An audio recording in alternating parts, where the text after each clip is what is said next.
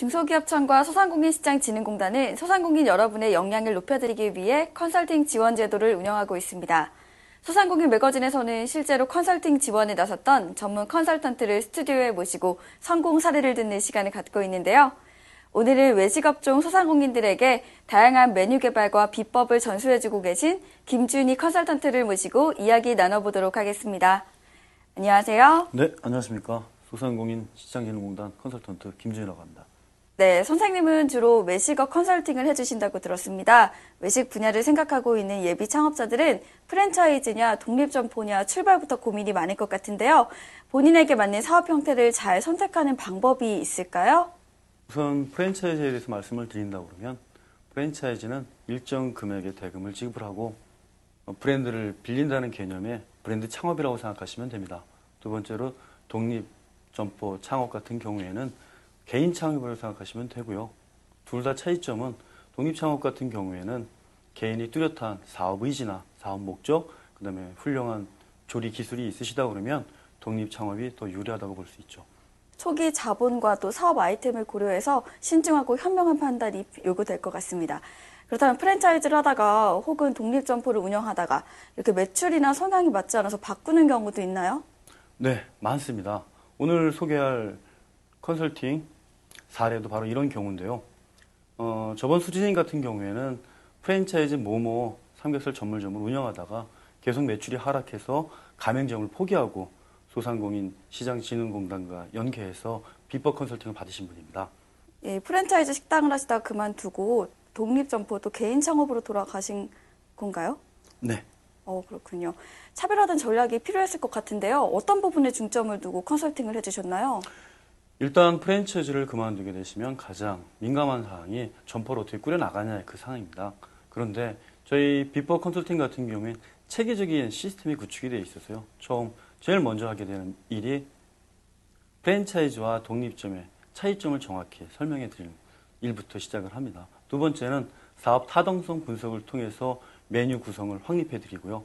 메뉴 분석이 확립이 되면 메뉴 개발에 따른 메뉴 실습, 조리 시연, 조리 과정 전체에 대한 교육이 들어갑니다. 교육이 들어가면서 신메뉴가 개발이 되면 신메뉴 개발에 따른 홍보 방안을 모색하고요.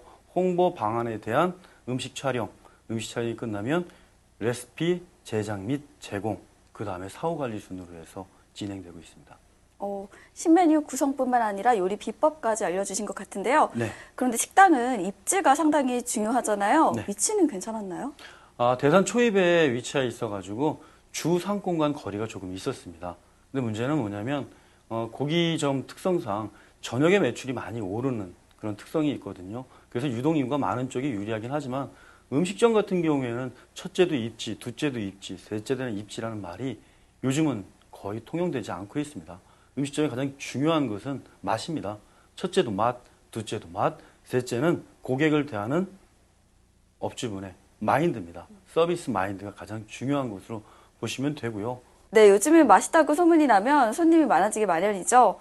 또 맛있다고 소문이 나려면 홍보나 마케팅이 뒷받침돼야 하지 않을까 싶은데요. 이 부분은 어떻게 컨설팅을 해주셨나요?